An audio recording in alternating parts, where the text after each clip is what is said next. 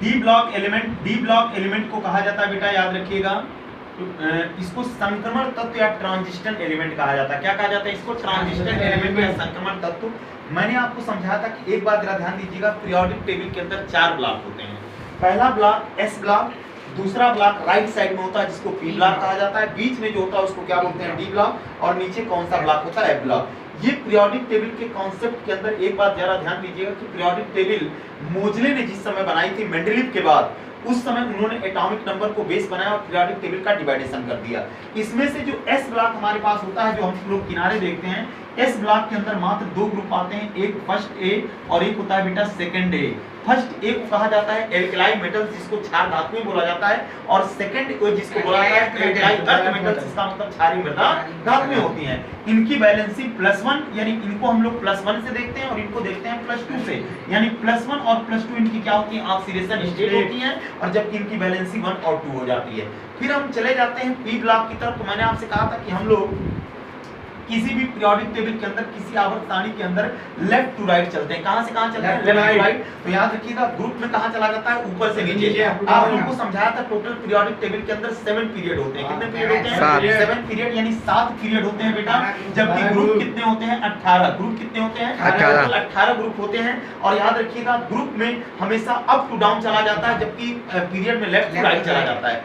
अब मैं बात करता हूं जरा बीच वाले एलिमेंट, बीच वाले ब्लॉक की, जिसको डी ब्लॉक एलिमेंट कहा जाता है। इसकी खासियत क्या होती है? देखिए, डी ब्लॉक के एलिमेंट ट्रांजिशन एलिमेंट क्यों कहे जाते हैं? इसका रीजन है क्योंकि डी ऑर्बिटल खाली होता है, वैकेंट होता है, और जब ये खाली होता है तो इसके अंदर इलेक्ट्रॉन ट्रांजिशन करता रहता है। ट्रांजिशन मतलब जाता रहता है, इनके पास जगह होती है इलेक्ट्रॉनों को बुलाने के लिए, इसीलिए इनको क्या कहा जाता है? ट्रांजिशन एलिमेंट कहा जाता है, संक्रमण तत्व कहा जाता है। लेकिन इनमें से कुछ ऐसे एलिमेंट हैं जो ट्रांजिशन एलिमेंट नहीं होते, और जो एलिमेंट ट्रांजिशन एलिमेंट नहीं होते, जो एलिमेंट संक्रमण तत्व नहीं होते, वो बेटा ये है जिंक की फैमिली। याद रखिएगा, जिंक, कैडमियम और मरकरी, ये वाली जो फैमिली आपके पास आती है, ये संक्रमण तत्व नहीं होते, इनको स्यूडो ट्रांजिशन एलिमेंट कहा जाता है, झूठे संक्रमण तत्व होते हैं। यानी हम ये कह सकते हैं, और उसका रीजन ये है क्योंकि इनका जो सेल होता है, आउटर सेल, वो फुलफिल भरा होता है, या आप ये कह सकते हो कि इनका डी ऑर्बिटल फुली कंप्लीट होता है। डी ऑर्बिटल में आपको पता है कितने इलेक्ट्रॉन आते हैं? टोटल 10 इलेक्ट्रॉन, और 10 इलेक्ट्रॉन यहाँ भरे होते हैं, जिसकी वजह से अगर इनको हम आयन में भी चेंज करेंगे, सपोज करिए मैंने आपसे कहा कि Zn+2, तो ये बताइए अगर Zn+2 है तो इसका मतलब इलेक्ट्रॉन 4s से निकलेगा। 4s से कितना इलेक्ट्रॉन निकलेगा? 2 इलेक्ट्रॉन। तो डी में तो 10 ही इलेक्ट्रॉन बचेंगे, इसका मतलब कि संक्रमण तत्व तो नहीं होंगे। तो याद रखिएगा, जिंक की फैमिली बेटा संक्रमण तत्व तो नहीं होती। ठीक इसके बाद आपको समझाया था मैंने कि ट्रांजिशन एलिमेंट के लिए 4 सीरीज बांटी गई है। कितनी सीरीज बांटी गई है? 4। पहली सीरीज होती है 3D की, दूसरी सीरीज 4D की, फिर 5D और फिर 6D। और हर सीरीज में कितने एलिमेंट आते हैं? 10 एलिमेंट आते हैं, 10 एलिमेंट आते हैं। एक बात और ध्यान रखिएगा कि हर सीरीज में अगर 10 एलिमेंट आते हैं, उसका रीजन ये है क्योंकि डी ऑर्बिटल में 10 से ज्यादा इलेक्ट्रॉन नहीं आते। तो जिस ऑर्बिटल में जितने इलेक्ट्रॉन आएंगे उतना ही ग्रुप और उतना ही सीरीज दोगे आप। बात हमारी समझ में आ रही कि नहीं आ रही? आ रही समझ में? क्या बताएंगे आप लोग? जिस ऑर्बिटल में जितना इलेक्ट्रॉन रहेगा उतना ही आपको सीरीज या ग्रुप का बंटवारा करना है। जैसे आपको पता है कि एस ऑर्बिटल में 2 ही इलेक्ट्रॉन आते हैं कि नहीं आते हैं? आते हैं ना, तो कितने ग्रुप देंगे? 2 ग्रुप देंगे। डी ऑर्बिटल में कितने इलेक्ट्रॉन आते हैं? 10 इलेक्ट्रॉन, 10 एलिमेंट रखोगे आप, कोई दिक्कत इसमें? दूसरी चीज आपको पता है कि पी ब्लॉक जो होता है, इसमें पी ऑर्बिटल में 6 इलेक्ट्रॉन आते हैं, इसीलिए तो 6 ग्रुप बनता है। 6 ग्रुप कहां से कहां तक बनता है? 13 से लेकर 18 तक। कहां से बनता है बेटा? 13 से लेकर 18 तक, that is the P block. 13 से लेकर 18 तक, that is the P block. और आपको ये भी समझाया था मैंने कि डी ब्लॉक के अंदर ग्रुप कहां से कहां तक आते हैं? ग्रुप 3 से 12, बहुत सही, 3 से 12 तक आते हैं ग्रुप। याद रखिएगा, 3 से 12 तक ग्रुप आते हैं आपके।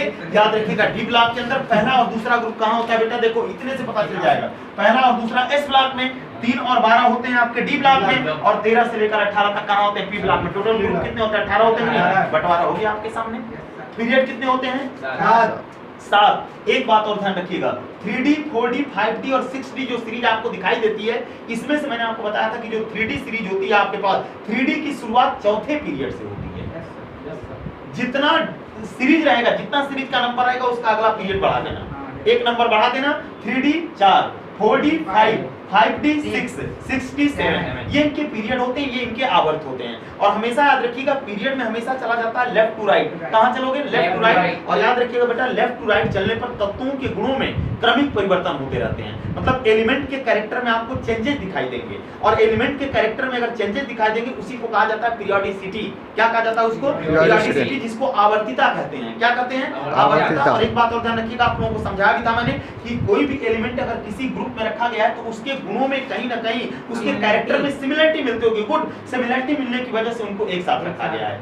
इसीलिए आपको बताया भी था मैंने, हीलियम चूंकि एस ब्लॉक का एलिमेंट है लेकिन रहता है इनर्ट गैसों के साथ पी ब्लॉक में, उसका रीजन ये क्योंकि कैरेक्टर कहीं ना कहीं मिल रहा है। लेकिन अगर आपसे कभी भी पूछा जाता है कि ये बताइए हीलियम किस ब्लॉक में आता है, तो बताओगे एस ब्लॉक में, जबकि कुछ लोग उसको गलत कर देते हैं पी ब्लॉक में रखकर। बेटा गलती मत करिएगा, क्योंकि हीलियम का अंतिम इलेक्ट्रॉन H2 होता है और ये बताता है तुम JS में रखिए, आप इसको P में मत ले जाइएगा। इस पॉइंट को जरा याद रखिएगा।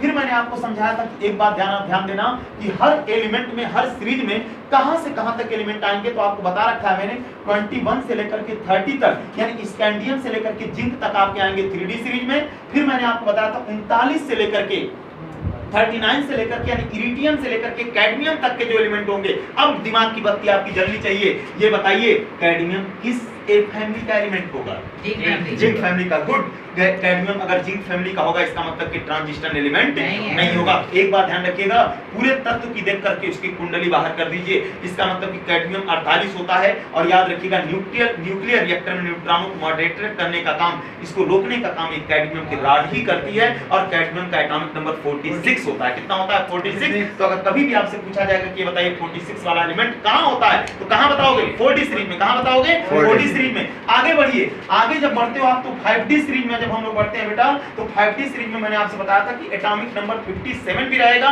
57 को बोला जाता है लैंथेनियम। क्या बोला जाता है? लैंथेनियम। इसके अलावा आपको पता होना चाहिए कि हर सीरीज में कितने एलिमेंट आने चाहिए? 10 एलिमेंट आने चाहिए। 57 के बाद 72 से लेकर के 80 तक। और 80 किसका होता है?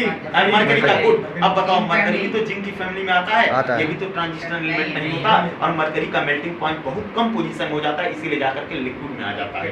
किस में आ जाता है? लिक्विड में। और यहाँ पर बॉन्डिंग नहीं बन पाती, इसकी बॉन्डिंग बहुत कमजोर हो जाती है। याद रखिएगा आगे 72 होता है बेटा हैफनियम का। किसका होता है? हैफनियम का। तो ये भी आपको ध्यान देना है। अब मैं यहीं पर आपसे कह सकता हूं कि इसमें से एक एलिमेंट आपको दिखाई देगा, बहुत ध्यान से सोच के बताइएगा कि 72 से लेकर के 80 के बीच में ऐसा एक एलिमेंट आपको नजर आएगा जिसकी ऑक्सीडेशन स्टेट सबसे हाई होती है। कौन सा है?